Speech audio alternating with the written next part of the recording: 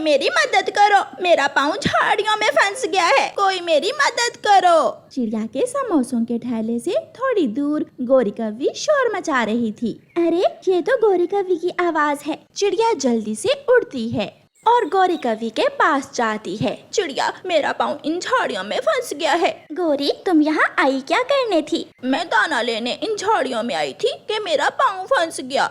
जैसे ही चिड़िया गोरी कौवी को झाड़ियों से निकालने जाती है, कालू कौवा शाख से उड़ता है और जल्दी से जाकर चिड़िया के 2 समोसे चुरा लेता है और वहाँ से भाग जाता है।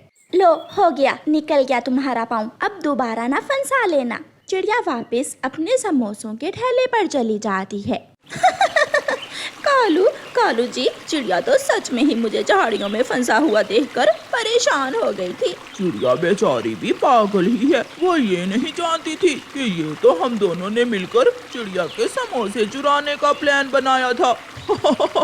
गोरी और कालू कौवा मजे मजे से चिड़िया के चुराए हुए समोसे खाते हैं।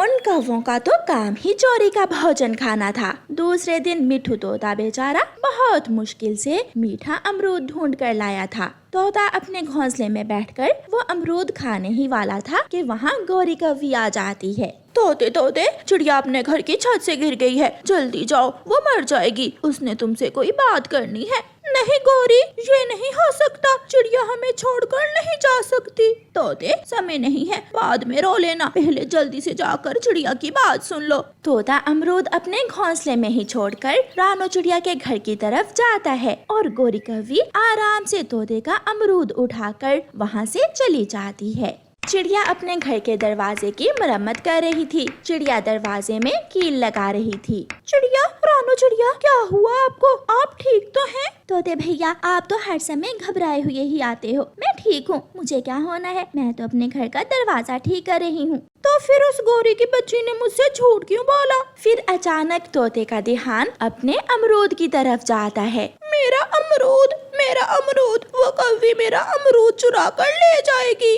तोता पीछे भागता है। तोते तोते, मेरी बात तो सुनो। क्या बात है, कुछ बताओ तो, हुआ क्या है? मगर तोता तो चिड़िया की बात सुने बिना ही अपने घोंसले में पहुंच जाता है। ले गई, वो गोरी की बच्ची मेरा अमरूद उठा कर ले गई, इसलिए तो उसने मुझे चिड़िया के पास भेजा होगा। तोता अपने घोंसले के पास बैठकर रोने लग जाता है। कालू जी, अगर तुम मेरे लिए दाना चुरा कर लाते हो तो देखो, मैं भी तुम्हारे लिए तोते का अमरूद चुरा कर लाई हूँ, और वो भी दिन में। गोरी, वो तोता कैसे तुम्हारी बातों में आ गया? मुझे गोरी कहते हैं, गोरी। किसी को उल्लू बनाना तो कोई मुझसे सीखे। एक दिन शाम के समय गोरी कौवी की माँ आ जाती है। माँ, बताओ क्या खाओगी? गोरी बेटी, मुझे तो कबूतर के लड्डू ही पसंद है, कबूतर की दुकान से 2-4 लड्डू ला दो। कालू जी, सुना नहीं माँ जी क्या मांग रही हैं? हाँ, सुन लिया, मैं जाता हूँ। कालू कौवा घर से निकलता है। कबूतर चाचा दुकान बंद करने ही वाला था। कबूतर दुकान खुली छोड़कर टूटी पर बैठा बर्तन धो रहा था कि कौवा चुपके से कबूतर की दुकान में घुस जाता है।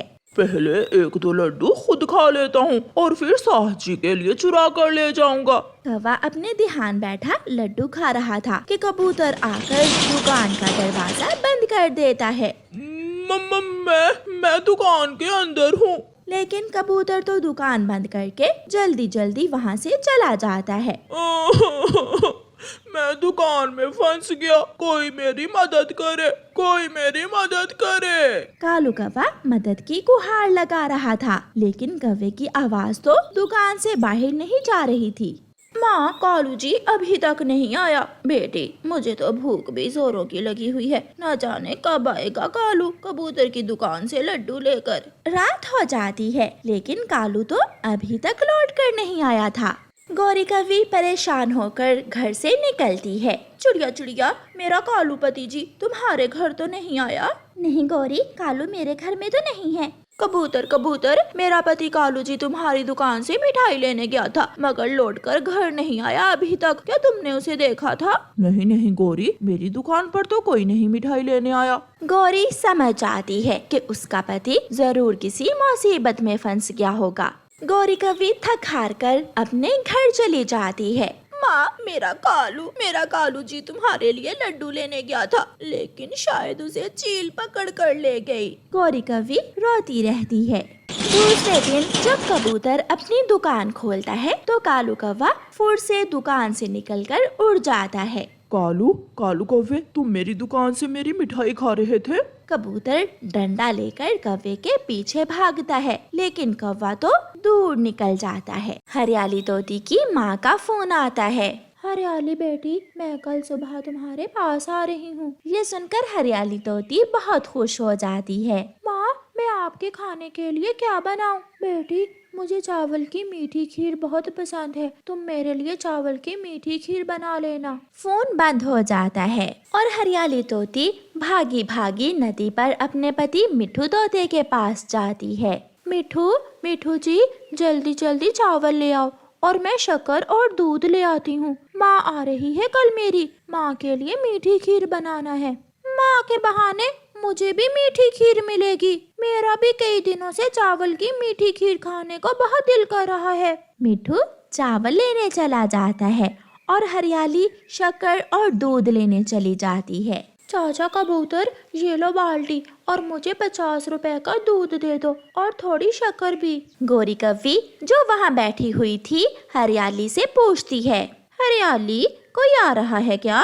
तुम दूध से क्या बना रही हो? कल सुबह मेरी माँ आ रही है, मैं माँ के लिए मीठी खीर बना रही हूँ। मीठी खीर तो ठंडी ही अच्छी लगती है, तुम ऐसा करना, खीर बनाकर मेरे फ्रिज में रख जाना, सुबह तक ठंडी हो जाएगी। फिर देखना, ठंडी ठंडी खीर खाकर तुम्हारी माँ कितनी खुश होगी। हरियाली को गौरी कौवी की बात पसंद आती है। गौरी, बहुत बहुत शुक्रिया, मैं ऐसा ही करूँगी। मुझे भी तुम्हारी माँ के आने की बहुत खुशी है। हरियाली तोती दूध और शक्कर लेकर चली जाती है। मिठू तोता भी चावल लेकर आ गया था। हरियाली आग जलाती है, हंडिया चूल्हे पर चढ़ाती है और मीठी खीर बनाना शुरू करती है। लो गौरी, मैं आज तेरे लिए चने का दाना लाया हूँ। मुझे भूख नहीं है। भूख नहीं है या कुछ बाहर से खा लिया है?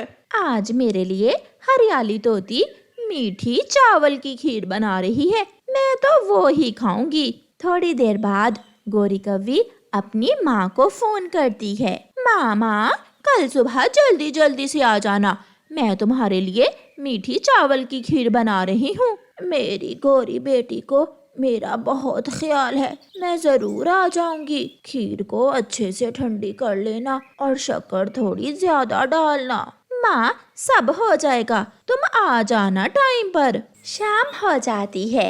हरियाली तोती मीठी चावल की खीर बना लेती है। हरियाली, अब तुम खीर लेकर कहाँ जा रही हो?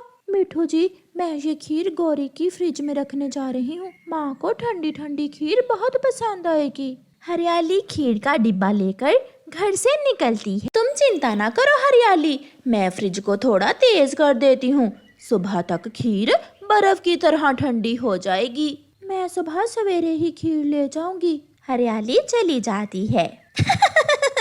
ये खीर तुम्हारी माँ नहीं बल्कि मेरी माँ ही खाएगी। गौरी हंसते हुए ऐसे कहती है। रात हो जाती है। कालू कौवा जब फ्रिज खोलता है तो ठंडी ठंडी खीर देखकर कालू कौवे के मुंह में पानी आ जाता है। गौरी सो रही थी। कालू कौवा मजे मजे से खीर खाने लगता है। वो जी भर के खीर खाता है और बाकी की खीर फ्रिज में रखकर सो जाता है। सुबह हो जाती है। गौरी की माँ भी पहुँच जाती है। गौरी उठो, मैं आ गई हूँ बेटी। माँ, तू तो कुछ ज्यादा ही जल्दी आ गई। ठंडी ठंडी खीर के स्वाद ने मुझे सारी रात सोने नहीं दिया। गौरी फ्रिज खोलती है। कालू, डिब्बे में से खीर तुमने खाई थी क्या? हाँ, रात को भूख लग गई थी, मैंने थोड़ी सी खीर खा ली। बेशरम, मैंने अपनी माँ के लिए खीर बनाई थी। गौरी वो खीर अपनी माँ को दे देती है और गौरी की माँ जी भर के खीर खाती है। थोड़ी देर बाद दरवाजे पर दस्तक होती है। गौरी कौवी दरवाजा खोलती है। गौरी, लाओ, मुझे मेरी खीर दे दो। कौन सी खीर? वही जो मैं रात को तुम्हारे फ्रिज में रख कर गई थी। नहीं नहीं, मेरे फ्रिज में तो कोई खीर नहीं है। गौरी साफ मुकर जाती है। मुझे मेरी खीर वापस दे दो, वरना मैं सबको बताऊंगी, मैं शोर करूंगी।